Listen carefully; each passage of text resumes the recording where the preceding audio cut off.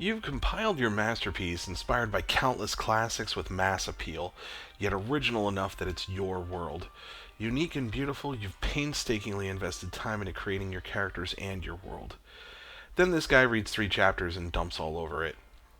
Criticism stings, but it can also be your most valuable asset in growing as a writer. I'm author DC Ferguson, and this is the Worldbuilding Dojo.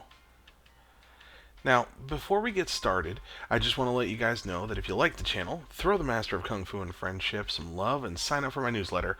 You'll get updates on what I'm working on with both books and with the channel, and every newsletter has links to some really cool authors you should know about. I'd say you haven't lived until someone tells you what you've created is garbage and gives a list for all the reasons you should be ashamed of yourself. Of course, the Master of Kung Fu and Friendship is never so harsh in critiques, but I can assure you at the college level, teachers can get pretty brutal. Taking criticism is difficult, and people will fall into 2 camps usually, letting it in and examining the critique for its merit, or falling into a weeping puddle on the floor. The second, I promise you, is always the wrong reaction. As for myself, I can tell you that when I ask someone for criticism, I want them to go to town on me like Negan with a baseball bat. Welcome the criticism. The harder the better. So, why would we want friends and colleagues to verbally beat us up over our prized creation? Well, the answer is simple. If you're the blacksmith and your work is the sword, then criticism is the hammer. Now, the saying goes, we are our own worst critic, and while that might be true, there comes a point where we've sharpened our blades so many times that we can't see small imperfections. We've gone blind to it, and that's where criticism is our most valuable tool. A fresh, outside perspective can point out things we can't see, ramifications we don't realize, or simply that you've looked at a paragraph 16 times and you're still using the wrong word. All of this is to say that if you're the type that dissolves into a puddle of tears when getting critiqued, you may want to change your perspective. Invite harsh criticism, like so many eager young journalists with billionaire boyfriends. Remember, what doesn't kill you makes your writing stronger. So, now we know why we want people beating us up. But there's a difference between criticism and being a jerk. That line is pretty easy to determine, but we're going to look at some examples of bad criticism versus good criticism. Now, it's not always going to be this simple, but insults are almost always going to be bereft of useful criticism. Saying the third act is trash is not the same thing as saying the third act is trash with the author's attempt to subvert expectation, making for an ending that makes no sense. Here, communication matters. While this one example is very stark, let's dig into some actual real live ones. This is, to put it plainly, one nutty movie. To begin with, there's no evident reason for it to exist. See, something like this, even if there was a critique that could somehow justify that last statement, it can almost be discounted outright. Questioning a story's ability to exist is not the same as questioning why a sequel is needed, let's say. I can say that of a dozen films that would have been better left alone to a single installment, but I would never, ever say that no one had a right to take a crack at writing the story. Like the title implies, that's just mean. So, here's a fun one. It's actually one of mine, and if you're a writer, you will definitely get one of these eventually. The opening line of my critique is, I put this down after 3 chapters. As a general rule, and probably common sense, your work is not always going to be everyone's cup of tea. Not only is that totally fine, but mastering the art of knowing who your audience is makes becoming successful at writing much, much easier. However, when I want to read a review to decide if I want to purchase something, I am not in any way interested in the opinion of someone that didn't actually read it.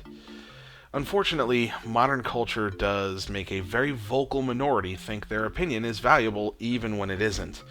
So this is another kind of red flag that the criticism is likely trash. Now, this is a teachable moment here because there's a difference between ignorance and a pain point. Let's examine. If the critique was, let's say, I put this down after 3 chapters, the way the main character was tortured in this scene was too grotesque for me. That's a pain point. What does it tell us? Obviously, it tells us this person is not our intended audience. But also, you may want to glance at that specific chapter.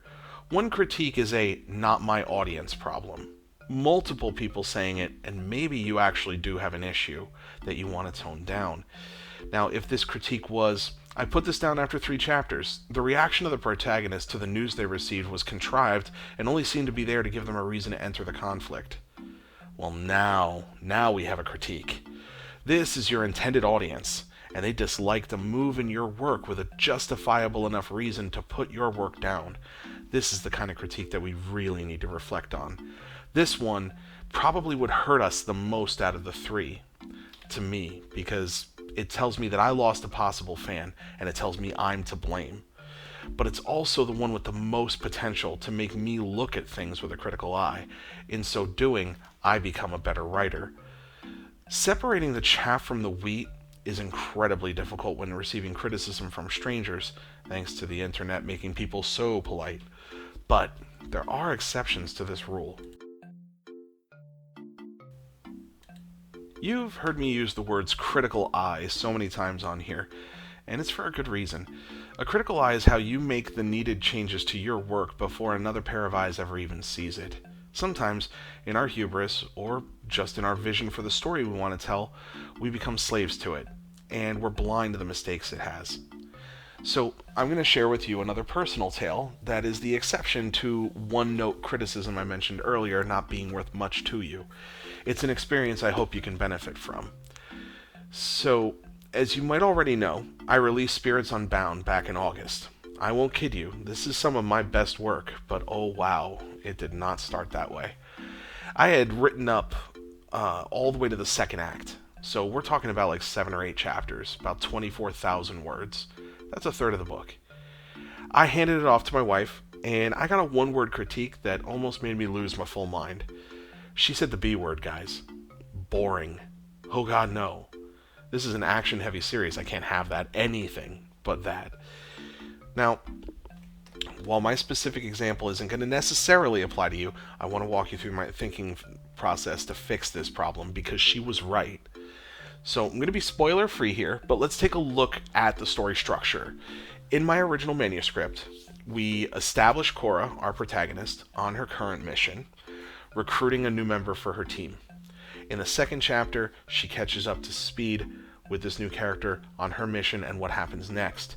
An emergency calls her away, and that brings us to Chapter 3, where a close friend dies. Chapter 4 is the funeral. With an unexpected turn, we meet a new character. In Chapter 5, they're interviewing this new character. In Chapter 6, he disappears, and Cora vows to find him. So, where did I go wrong? Well, we're going to start at the end. And this is typical end of Act 1 story structure, also known as the ski jump, where the protagonist commits to a course of action that will serve as the conflict of the story. I had become so laser focused on setting up this moment that I didn't realize the chapters before it were action neutral. There's no struggle, there's no conflict, there's no rising action in these chapters. Now, once I had gone and looked at the big picture like this, and I found where the problem was coming from, how do I fix it and still retain the most important parts of the story I'd already written? The death of the major character was moved backwards, not just to the beginning of the book, but even before the book starts. Now the protagonist is already in a really bad place, having just lost a friend. In the new Chapter 1, she's looking for this new team member, and she's in hostile territory, so a fight ensues. Now we have an action-centric Chapter 1. That lets us cool our heels and start establishing characters in Chapters 2 and 3 with a slight down note.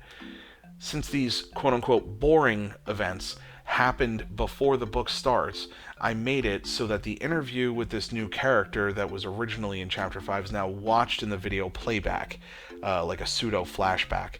This allowed me to go into another action-heavy pair of chapters that followed, where Cora and her new friend investigate the disappearance of the man on the tape. This action ends with the ski jump that follows in Act 2. Now we have a first act that has almost as many action scenes as non-action scenes. It has a chapter sequel sequence that transitions smoothly, and I still conveyed all the cool scenes and information to the reader that I intended. My highs matched my lows, with steady rising action constantly increasing the stakes. there's a bit of psychology involved in this, and if any of you are actually interested, I could probably do an entire video on just that. But a reader's attention span, yours included, moves in waves. If you're not shaking the boat to wake them up every so often, you're boring them. All of this is to say that sometimes a one-note criticism might feel like an insult, but if you put your detective cap on, you might find there's a nugget of truth buried in the bad feels. Don't be afraid to be introspective just because the criticism hurts.